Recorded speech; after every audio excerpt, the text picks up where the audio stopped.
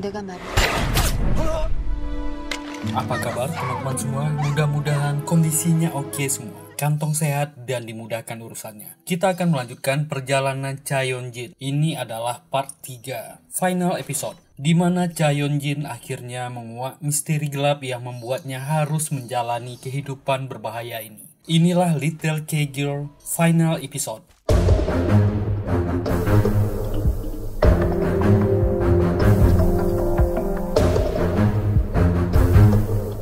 Adegan dimulai. Lab rahasia Mirai Farmasi. Ternyata inilah misteri gelap yang selama ini disimpan Mirai Farmasi. Mereka menggunakan manusia hidup, gadis-gadis muda yang diculik, untuk diambil sel induknya. Salah satu staf yang bernama Yumi punya niat lain. Dia malah mencuri data bukti pengembangan sel induk milik Mirai. Teluk Korea. 3 orang sedang memancing di pinggir pantai. Mereka adalah Ketua Kwon, anggota Kongres Jong-hun yang sudah muncul di episode kedua, dan anggota Kongres Yong.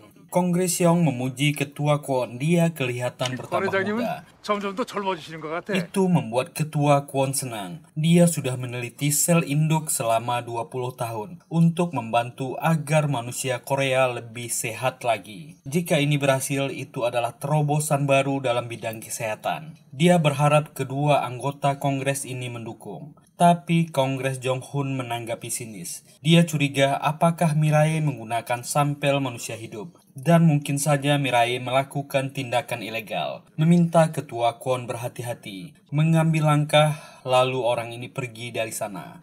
Ketua Kwon segera memberi isyarat kepada Myung. Itu tandanya orang ini harus dihabisi. Tugas ini untuk Yeon-jin. Yumi pulang dari kantor, menyimpan flash disk yang berisi data curian dari Mirai di sebuah kotak di stasiun. Tak lama, seorang pria datang mengambil flash disk itu. Itu Gyeongman, mantan ilmuwan Mirai Farmasi. Ternyata Yumi adalah rekan yang membantunya di dalam untuk mencuri data.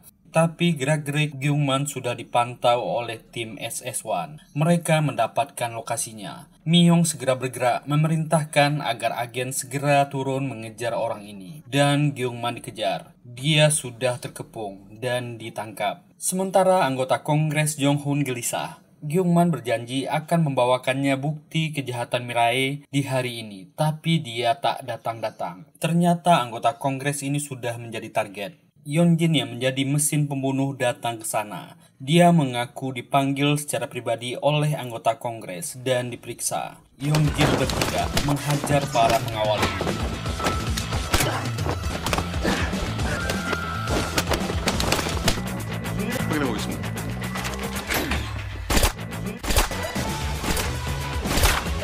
Pembunuhan itu dimulai. Anggota Kongres ini dihabisi. Semua orang yang menjadi musuh Mirai Farmasi harus mati. Dalam perjalanan, Yeon-jin yang sudah menyelesaikan misi balas dendamnya mulai bimbang. Sampai kapan dia harus seperti ini?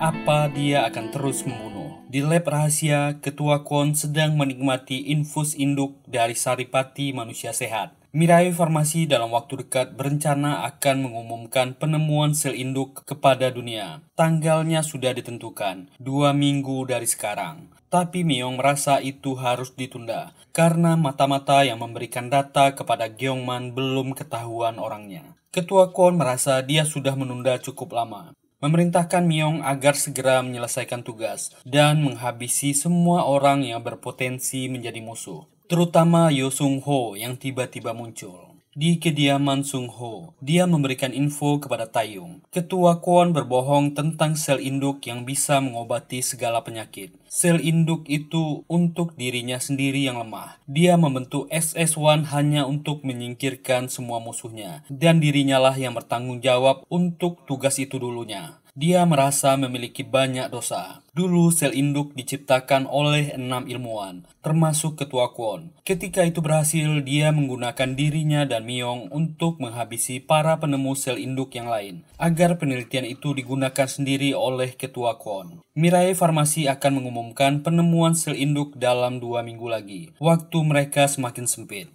Mereka harus cepat mencari barang bukti. 3 gadis berandalan yang sering membuli Yeon-jin naik ke tangga waktu jam istirahat. Mereka dipanggil oleh Simun ke ruangannya. Ketiga gadis ini akan menghilang diculik Mirai Farmasi. Yeonjin sedang duduk di atas atap gedung. Yongmin memang sangat suka kepada gadis ini. Melihat Yeonjin seperti banyak masalah, dia menghiburnya dan berkata Yeonjin bisa mengandalkannya. Yeonjin akhirnya setuju untuk keluar bersama dengan Yongmin. Mereka bermain di taman hiburan.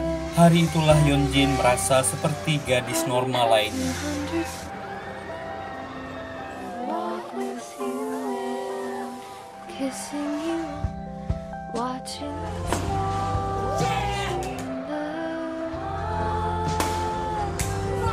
Bermain dan saling suka dengan teman sebaya. Inilah seharusnya kehidupan gadis seusianya. 소연아, 넌 꿈이 뭐야? Dia sangat tahu Yongmin suka kepadanya dan mulai membiarkan perasaan itu berkembang.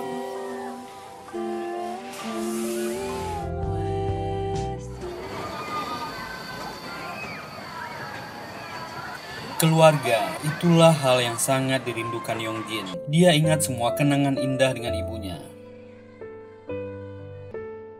Yongmin pun memberanikan diri untuk mengatakan perasaannya dan mengungkapkan rasa yang selama ini dipendamnya. Yeonjin tahu itu tak bisa untuknya dan menolak Yongmin dan mengucapkan kata-kata yang memperingatkan Yongmin. Dia harus mundur.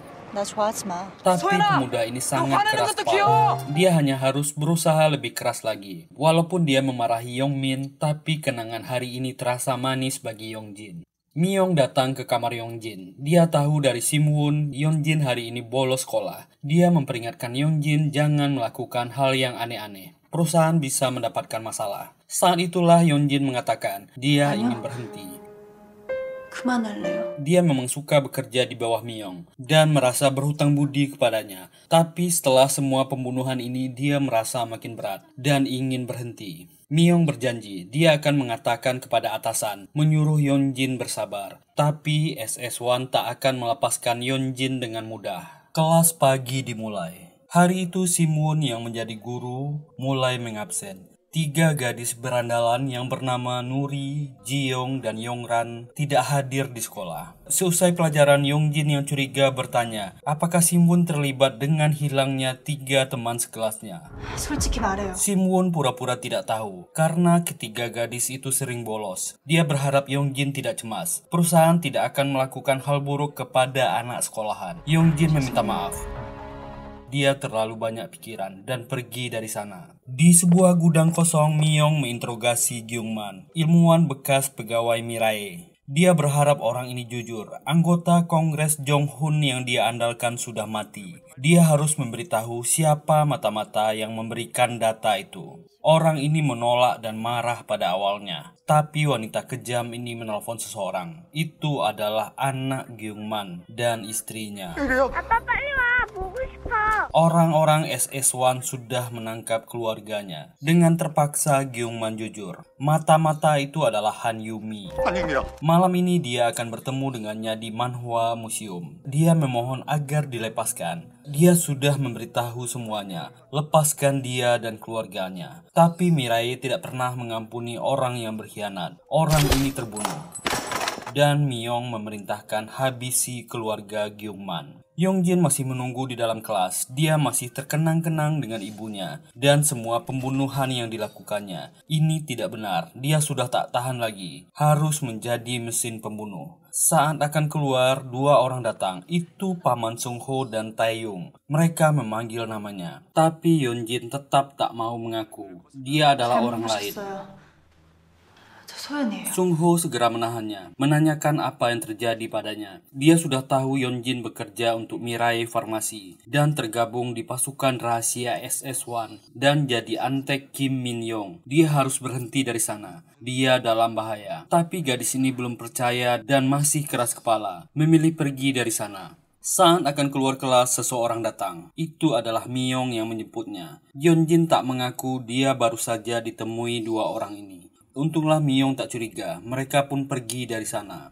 Museum Manhwa. Yumi si mata-mata sudah menunggu di sana. Tapi Gyungman yang ditunggu belum datang juga. Sangat kebetulan, klub fotografi SMA sedang berkunjung ke museum. Ada Yongmin di antara murid-murid ini. Myong mengantar Yongjin ke sana dan berkata ini adalah tugas terakhirnya. Setelah ini dia bisa istirahat dari SS1. 너의 마지막 임무가 될 거야. Targetnya adalah Han Yumi. Orang ini membeberkan rahasia perusahaan. Yongjin kenal dengan wanita itu. Tapi demi bisa keluar dari SS1, dia akan melaksanakan tugasnya. Yumi melihat Yongjin keluar dari mobil. Tahu akan dikejar, Yumi segera melarikan diri. Tapi sialnya Yongmin melihat Yongjin. Pemuda ini mengikutinya. Tapi gerak-gerik pemuda ini dilihat dari kejauhan oleh Myong. Yumi berlari ke dalam dengan ketakutan, diikuti oleh Yongjin.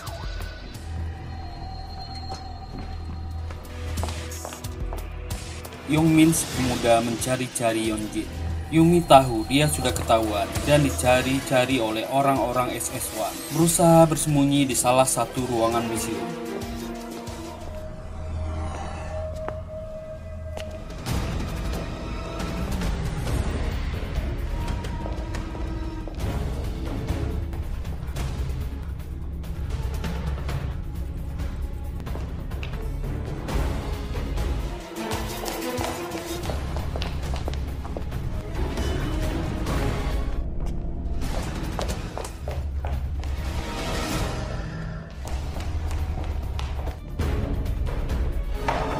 Yongjin akhirnya menemukan Yumi yang sedang bersembunyi. Pistol Yongjin ditembakkan.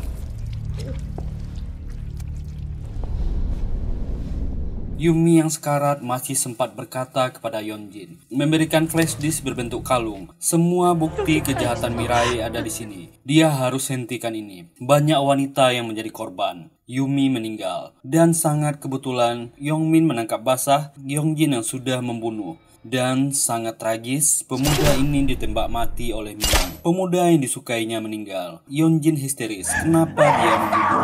Myong berkata, Yongjin sudah ketahuan, dia tak punya pilihan. Gadis ini histeris melihat pemuda ini meninggal. Myong yang takut ketahuan membuat gadis ini pingsan. Yongjin sudah tak bisa lagi mereka pakai. Myong akan mencoba menghapus memori Yongjin, walaupun itu berbahaya. Siwon mengatakan, dulu agen yang mereka coba hapus ingatannya meninggal setelah beberapa hari. Tapi Myong tak bisa membiarkan Yongjin lepas. Dia akan mengambil risiko. Seorang agen masuk melapor bahwa mereka berhasil melacak lokasi Yo Sung Ho. Myong segera bergerak, membawa seluruh pasukan SS1.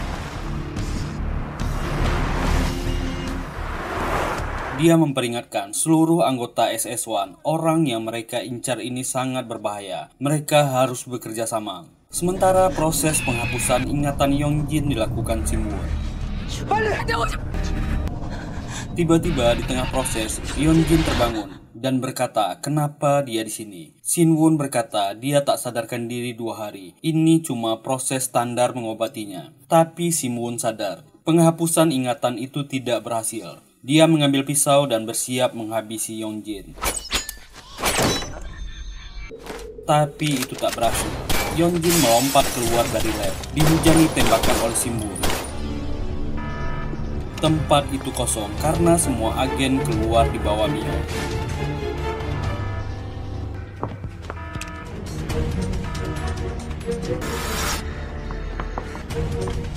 Siwon berusaha memancingnya keluar.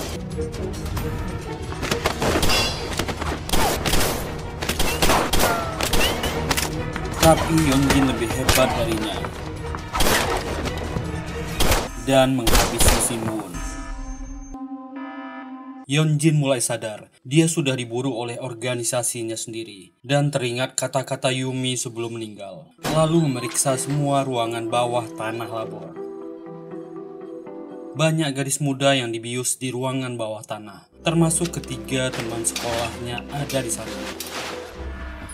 Alarm berbunyi, dia sudah ketahuan.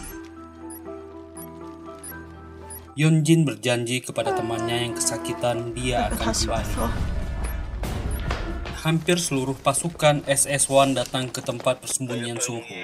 Pasukan ini segera masuk. Sung Ho menyiapkan senjatanya dan mengacuhkan detektif ini. Tapi Taeyong protes, dia masih bisa membantunya. Dia akan meminta bantuan. Pasti teman-temannya setuju untuk membantu. Dia tak boleh pergi sendiri untuk menyelamatkan Yongjin. Tapi saat itu alarm tanda bahaya berbunyi. Dia menyuruh Taeyong pergi, musuh sudah datang. Sung Ho pun marah, menyuruh Taeyong segera pergi. Tugasnya adalah mencari bukti kejahatan Kwon Du-han. Taeyong pun terpaksa pergi dari sana.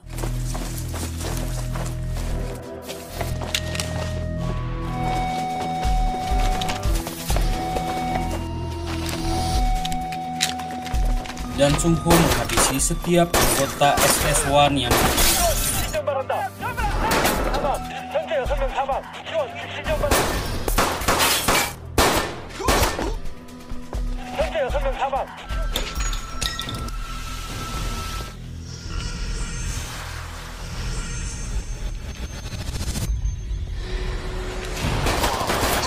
kemampuan orang ini belum menurun. Para tentara SS-1 terlalu banyak, membuat dia kesulitan.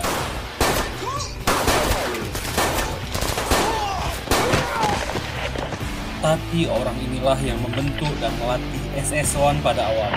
Dia sangat tangguh.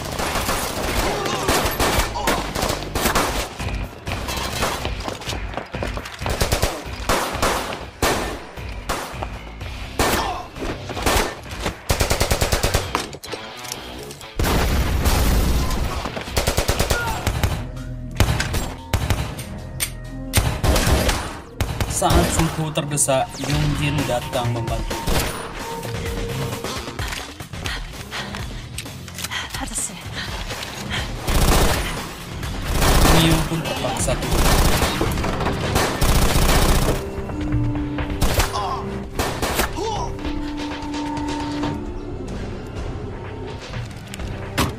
Semua pasukan SS-1-nya telah dihabisi. Dan saat itulah Miyong menghabisi Sung Ho.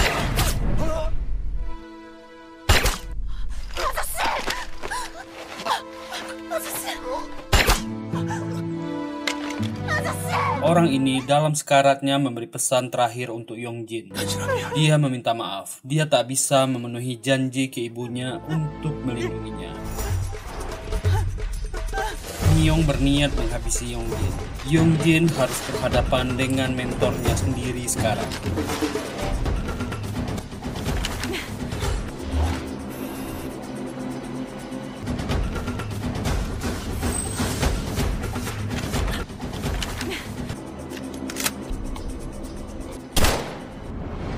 Kembali ke gedung Mirai Farmasi. Ketua Kwon berniat mempercepat mengumumkan penemuan sel induknya kepada publik. Suasana sangat sibuk di kantor pusat. Media sangat bersemangat meliput acara hari ini. Penemuan sel induk ini digadangkan sebagai terobosan besar di dunia kesehatan. Kembali ke arena pertempuran. Kedua orang ini saling mengintai dengan senapan sniper. Yongjin berbicara kepada Miyong melalui radio. Ini sama seperti pelatihannya dulu. Cuma bedanya sekarang hanya satu di antara kita yang boleh hidup. Miyong mengatakan dia tak pernah mengalahkannya. Pertempuran jarak jauh dimulai.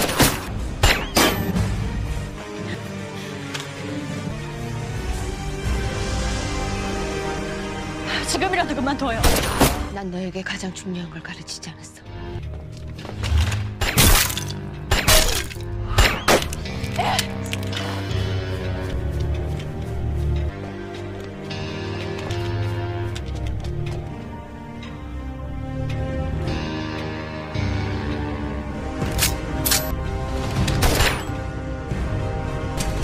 Mereka kehabisan peluru dan memulai pertempuran dengan senjata biasa.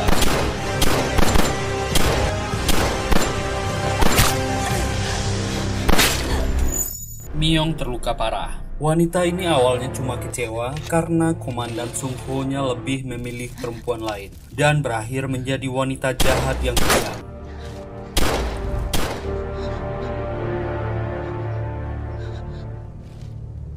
아무리 이 일이 어떻게 너한테 이럴 수가 있어? Yongjin membunuh mentornya. Sementara di kantor pusat Mirai Farmasi, Taeyong berusaha meyakinkan komandan Gimnya tentang kejahatan Mirai dan terjadi pertempuran di lokasi yang dikirimkannya. Memohon agar bantuan segera datang. Komandannya meminta bukti. Itu membuat Taeyong bingung. Tapi orang ini bersedia mempertaruhkan karirnya sebagai polisi. Jika dia salah kali ini, dia akan mengundurkan diri. Salah satu staf melapor kepada Ketua Kwon. Komandan unit Myong tak bisa dihubungi. Bukan hanya dia, tapi seluruh unit yang dikirim sudah menghilang. Ketua Kwon agak cemas, tapi acara segera dimulai. Tamu-tamu penting sudah mulai datang. Acara pun akhirnya dimulai. Ketua Kwon naik podium.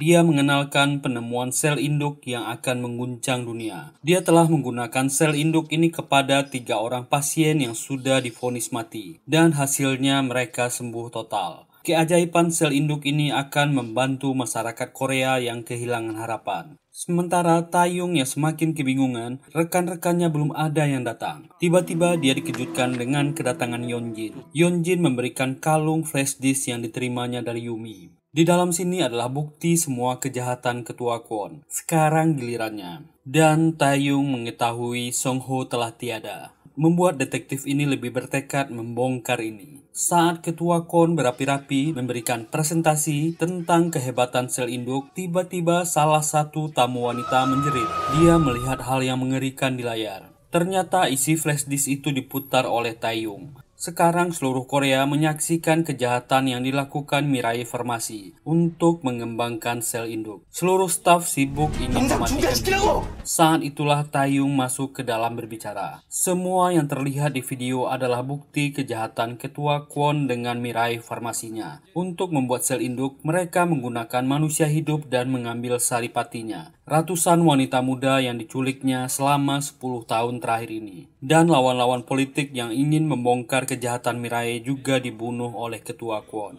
Para pejabat di Kementerian Kesehatan dan petinggi kepolisian juga sudah dibeli oleh Ketua Kwon. Semua kebenaran ada di flash disk ini. Lalu semua filenya sudah dikirimkan Taeyong ke kantor media yang bersangkutan. Kepala polisi marah, memerintahkan orang ini diusir. Saat itulah kepolisian Seoul masuk, dipimpin Komandan Kim menangkap semua pejabat yang terlibat. Tapi Ketua Kwon melarikan diri ke atap gedung, menelpon stafnya agar menyiapkan helikopter. Orang ini sampai di atap gedung, tapi helikopter tidak datang-datang. Yang ada di sana hanya Cha Yeonjin. Berjalan perlahan, gadis ini mendekat dengan pistol di tangannya. Yeonjin menodongkan pistolnya. Ketua Kwon menanyakan di mana Myong. Yeonjin menjawab, hari ini dia bisa berkumpul dengannya di neraka. Melihat gadis ini makin mendekat, Ketua Kwon tak punya pilihan mengatakan rahasia itu, bahwa Yeonjin adalah anaknya, dan menceritakan sejarahnya. Itu membuat Yeonjin makin geram dan jijik. Dia tak sudi orang jahat ini menjadi ayahnya. Tak mungkin orang sekejam ini menjadi ayahnya. Dia pun berteriak, kembalikan ini. Taeyong dan petugas di bawah mendengar tembakan dan mempercepat langkahnya menuju atap. Ternyata Ketua Kwon masih hidup. Dia tak punya pilihan lagi. Kalau tertangkap, dia tak akan bisa bebas dari penjara. Lebih baik menghabisi hidupnya sendiri. Taeyong datang terlambat. Orang kejam yang ingin hidup lebih lama ini meninggal dengan tragis. Media Korea heboh memberitakan, Ketua Kwon dari Mirai Farmasi bundir karena penelitian sel induknya terbongkar dan diketahui telah banyak mengorbankan jiwa manusia. Seluruh pejabat kepolisian dan pejabat pemerintahan yang terlibat dengan Mirai ditangkap. 2 tahun kemudian, Taeyong sudah menjadi komandan. Dia dipromosikan karena membongkar kasus besar. Dan saat itu dia menangkap penjahat di bandara dan membawa kriminal ini pergi. 3 orang gadis keluar dari bandara. Ternyata itu adalah Yeonjin dan 3 teman berandalnya. Akhirnya gadis ini menjalani kehidupan normal seperti gadis biasa. Dan film pun selesai. Akhirnya perjalanan Cha Yeonjin membalas dendam kematian ibunya berakhir. Jika suka dan terhibur dengan video ini, Mimin minta dukungan teman-teman semua. Tekan tombol like, subscribe, dan nyalakan loncengnya. Kita jumpa lagi di video berikutnya. Tetap sehat dan tetap bahagia. Bye.